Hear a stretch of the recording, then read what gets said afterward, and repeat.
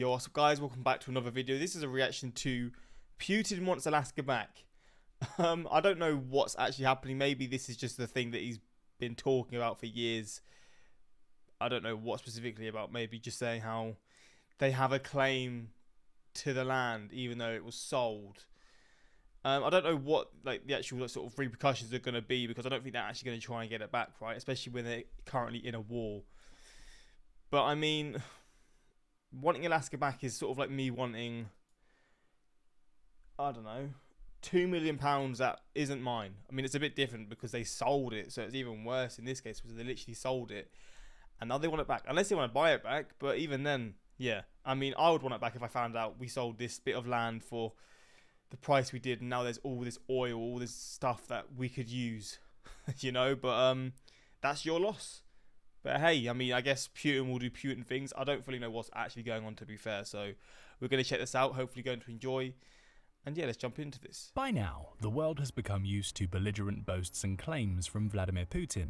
But in January 2024, he issued what may have been his most provocative edict yet, one with implications that go far beyond his already aggressive foreign policy. Here's a question. Does Putin really believe that Russia still has a claim to Alaska? What might we expect from him toward America's most remote state? Let's find out.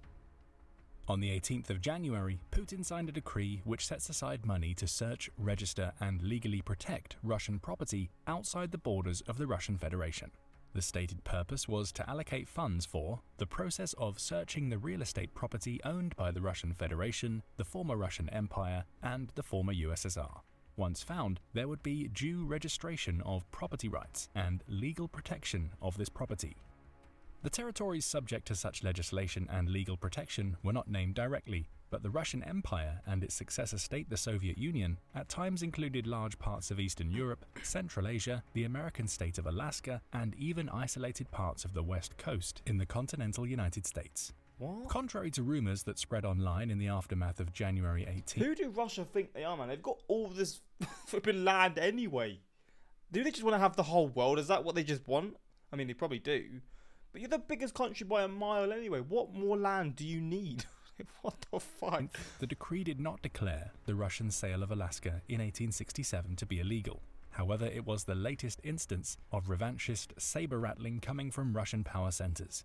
Some prominent Russian military bloggers, like the Two Majors Telegram channel, which has over 530,000 subscribers, were eager to see the decree be used as a basis for a new round of territorial disputes. Although their viewpoint has some influence, the military bloggers are not part of Russia's government, so we cannot take their posts as an indication of official policy. To see Putin's potential view on starting a territorial dispute over Alaska, we should first look at the history of Russia in the area, because Russia's record of territorial and cultural expansion is important in informing his view about his country's place in the world. Beginning in the 16th century, under Ivan the Terrible, Russia expanded in all directions at a rapid pace, and by the early 18th century, it was reaching the edges of the Eurasian landmass. In 1725, Peter the Great, victorious over Sweden in the Great Northern War, became interested in exploring the Northern Pacific and finding potential colonies there.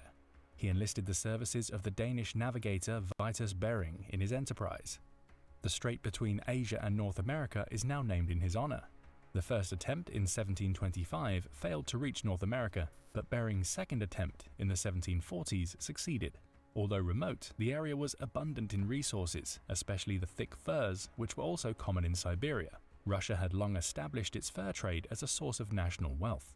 Along this supply chain, Russian authorities would exploit the tribes of Siberia, exacting a tribute in furs at the trading posts it built in these vast open lands. The Tsars would then sell these furs in Europe at an enormous profit. Alaska strengthened Russia's fur trade in Europe and opened new markets too.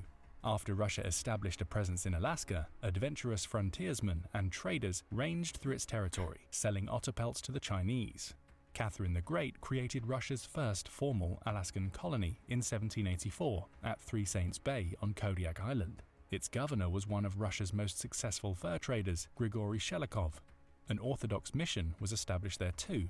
Russian explorers went further south in the early 19th century. They even reached California, where they established Fort Ross in 1812.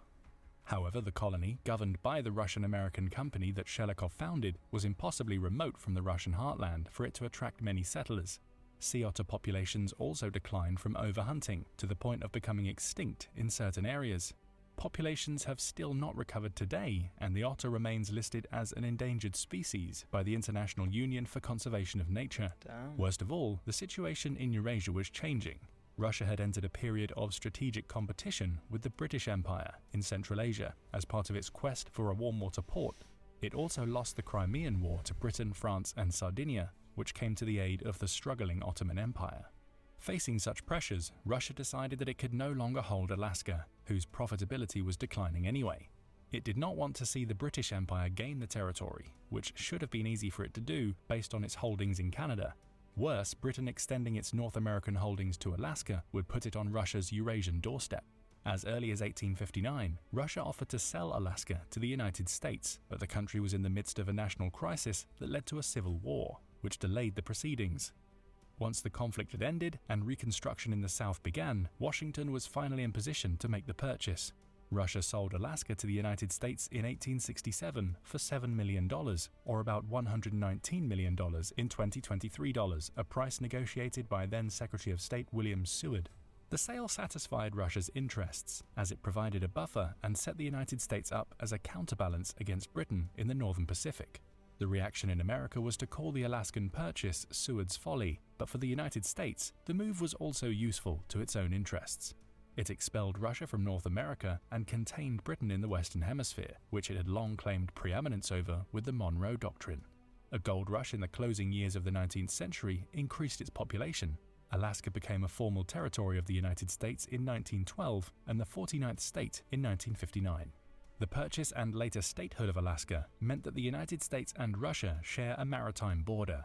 At its narrowest point between Cape Dezhnev and the Chukchi Peninsula in Asia and Cape Prince of Wales in North America, the Bering Strait is only 51 miles wide. The distance between Russia and American territory is much narrower at the Diomede Islands. The Russian Big Diomede Island is only 2.4 miles to the west of the American Little Diomede Island. In the accepted view of international relations, the sale ended any Russian claim to Alaska. It had willingly given up the territory, and both countries agreed on. So all of this being said, I'm so fascinated as to what's happening now for all this to pop up again. On the present border. Putin, however, does not view the world in terms of defined nation-states entitled to sovereignty and territorial integrity within a strictly defined set of borders. These post-Westphalia and post-Versailles conceptions of the state are things which he believes to be expressions of a historical Western liberal universalism.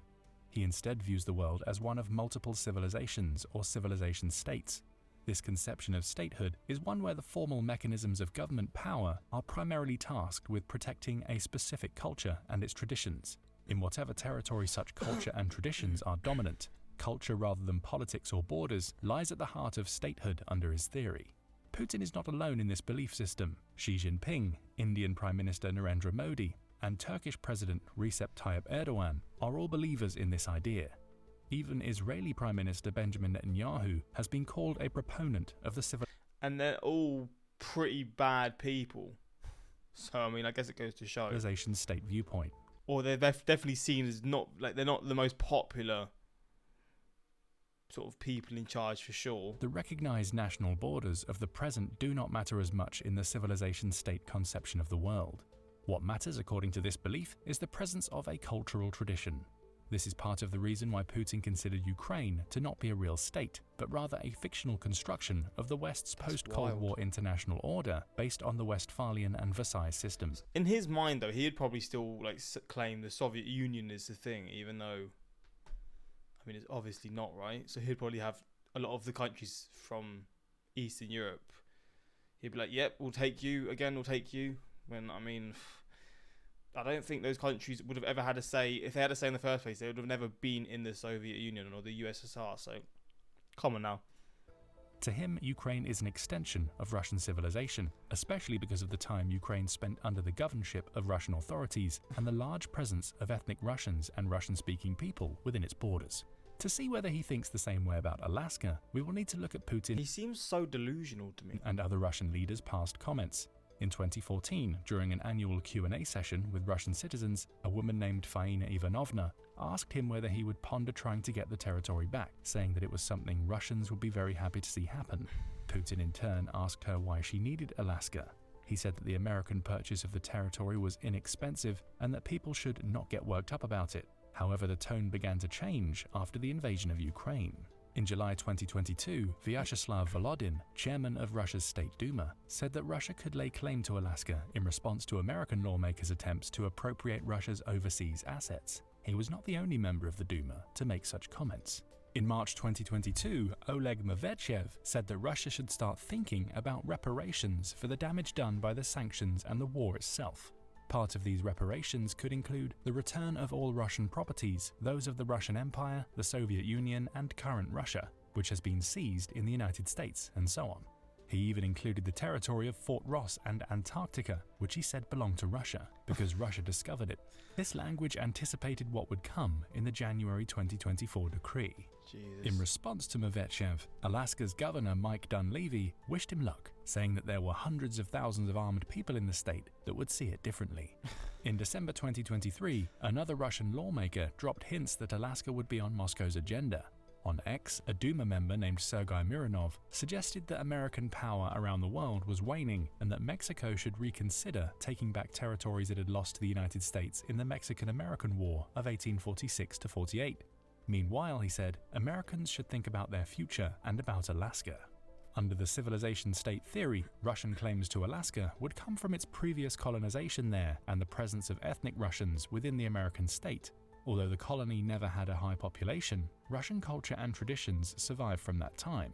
For example, many of the communities in Alaska today trace their names from Russian sources, including Unalaska, the largest town in the Aleutian Islands.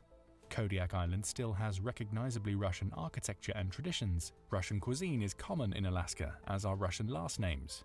There are also more recent Russian arrivals to Alaska, such as those in the village of Nikolaevsk, which hosts about 200 ethnic Russians. This population originates with a group of arrivals in 1968, after a split from the Russian Orthodox Church. Their way of life is still recognizably Russian, although Americanization is slowly creeping in. The political connection between Russia and Alaska may have ended in 1867, but such a connection is of secondary importance to Putin and other Russian expansionists who believe that cultural ties are at the heart of a civilization and its state. Russian territorial claims in Alaska would come primarily from these ties. In response to a new Russian edict, a spokesperson for the US State Department laughed and said that he's not getting it, Alaska, back. In response to the State Department's response, Dmitry Medvedev, the former president and prime minister of Russia, wrote on X that we've been waiting for it, Alaska, to be returned any day. Now war is unavoidable. What? He accompanied the message with a laughing emoji, signaling that his message was a joke.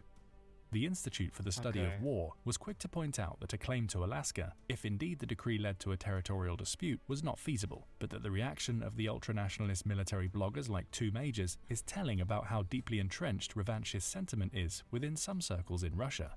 Like Putin, these communities believe that the fall of the Soviet Union was a catastrophe that erased centuries of geopolitical gains for Russia.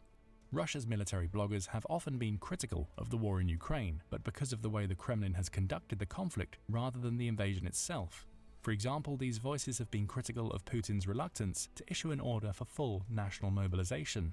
These communities would likely support a territorial claim on Alaska, as Two Majors has already called for.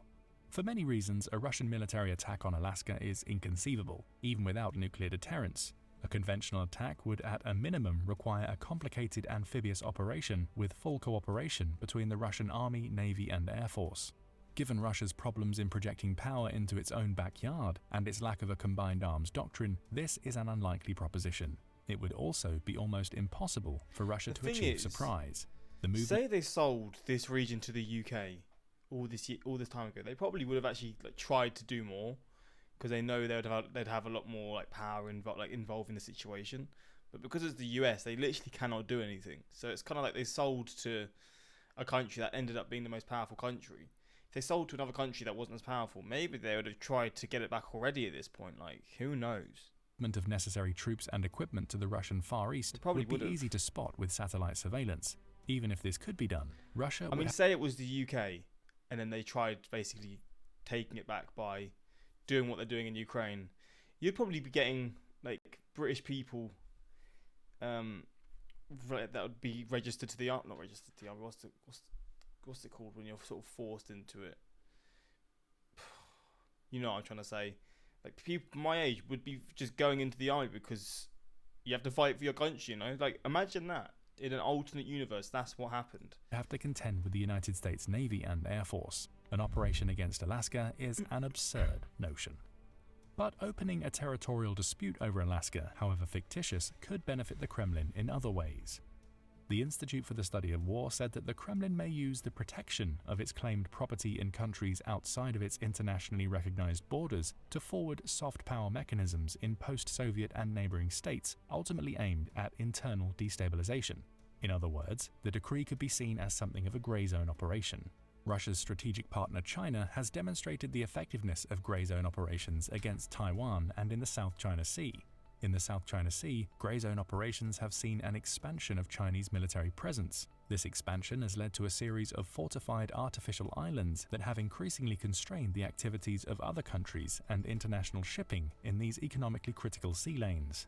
On the Taiwan front, grey zone operations like constant sorties have steadily worn Taiwanese defenders down in money, material and morale.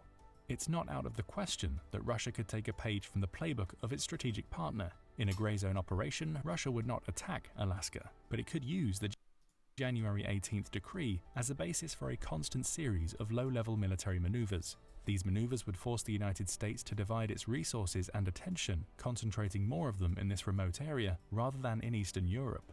There is recent precedent for this. In August 2020, the Russian Navy conducted war games near Alaska. According to Russian sources, 50 ships and 40 aircraft participated in the maneuvers in the Bering Strait with a series of practice missile launches. These exercises included the use of Onyx cruise missiles being launched at a target in the Gulf of Anadyr from the coast of the Chukchi Peninsula. At least one submarine also surfaced as part of this series of maneuvers. The commander-in-chief of the Russian Navy, Nikolai Yevmenov, said that these drills were the first of their kind in the Bering Sea and were part of Russia's efforts to expand its presence in the Arctic while protecting its resources there. The purpose of this exercise, he said, was for the Russian military to get used to the Arctic spaces as part of a build-up in forces to ensure the economic development of the region.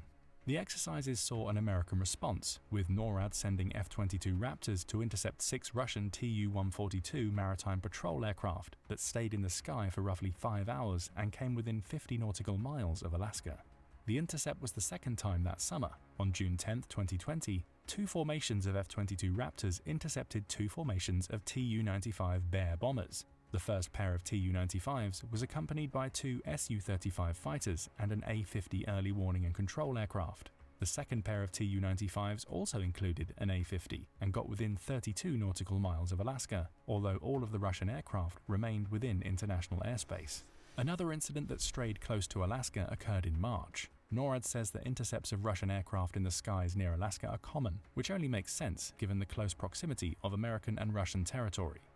However, Moscow has built up its military infrastructure in the sea, improving and expanding facilities in the Arctic region, including enhancements to runways and the stockpiling of additional air defenses. Such infrastructure could be used to launch a concerted campaign of grey zone operations, would allow for Russia to introduce chaos into American diplomacy and military planning. It would take attention from the State Department and force the Defense Department to put more of an emphasis in the region, as Russia gradually encroaches on it with repeat grey zone operations.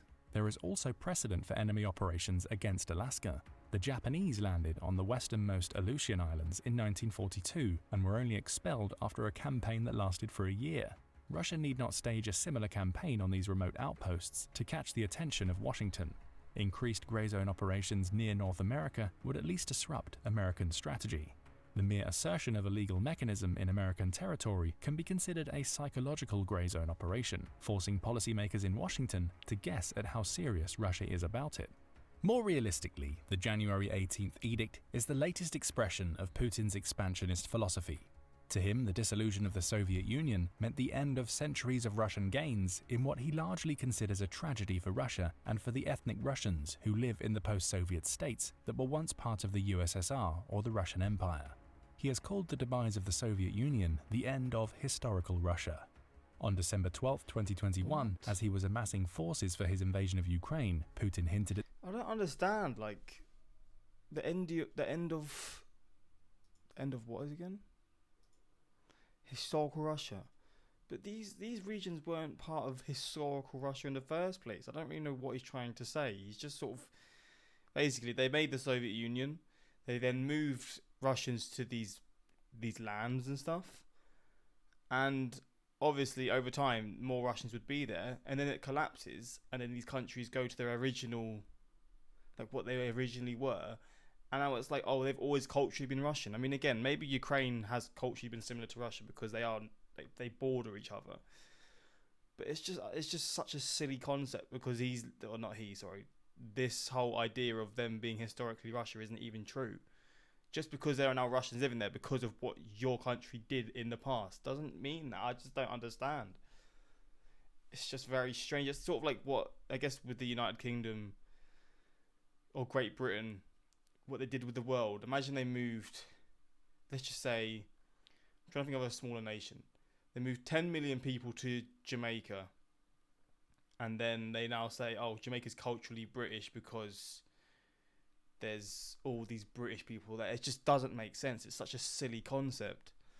I don't even know if you could fit 10 million Brits in Jamaica in the first place. It's just an example. I was going to say India, but there's so many people from India anyway. It probably wouldn't be much of a portion. But that concept of any other country, it's just very silly. I don't really understand the point that you're trying to make. It's just, yeah, it doesn't really make that much sense. 2021, as he was amassing forces for his invasion of Ukraine, Putin hinted at the extent of his strategic ambitions. We turned into a completely different country after the fall of the Soviet Union, and what had been built up over 1,000 years was largely lost.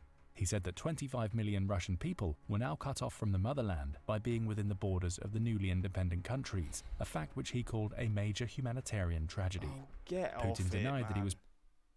You're the reason they're there in the first place. What's he trying... Oh, it pisses me off. It's so annoying. If you really want them to move back, let them move back.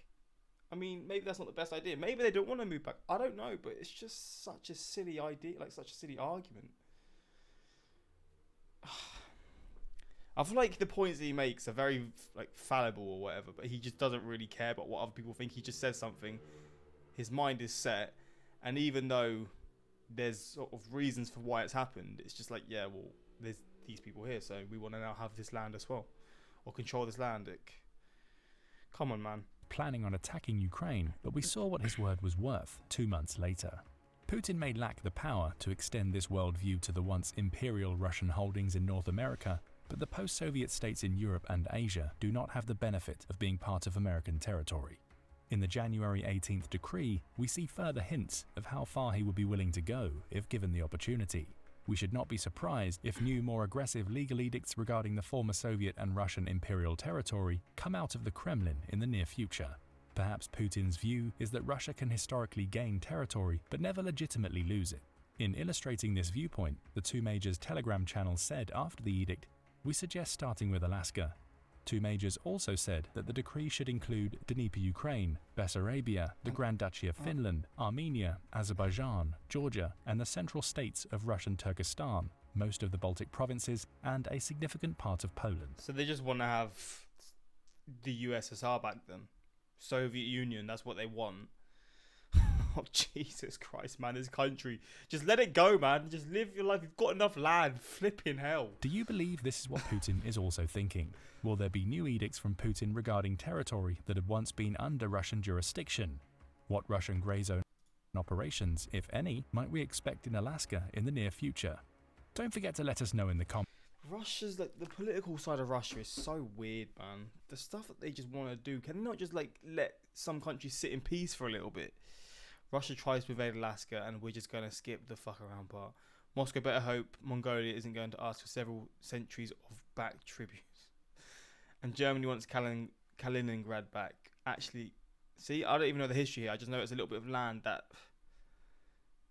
it's a little bit of land that's not connected to the Russian mainland. And culturally, I don't really know what it's like. But, yep. Russia should be careful with such claims, as China could claim outer Manchuria from Russia according to the same way. I think, yeah, it's just silly. It just honestly hurts my head hearing Russia's political sort of people talking, because it's just such silly things to even talk about when you could just use the same arguments against your own country. Oh my days, it pisses me off. But yeah, hopefully you found this interesting. Let me know your thoughts on this. Obviously, I don't think this is going to happen, but who knows with Putin? You know, he seems like someone who wants to do what he can in his last few years of life, because he's getting on, and I feel like he wants to make his mark on the world. Negatively, most likely, but yeah. Hopefully you found this interesting, and yeah, until next time, like, subscribe. Peace.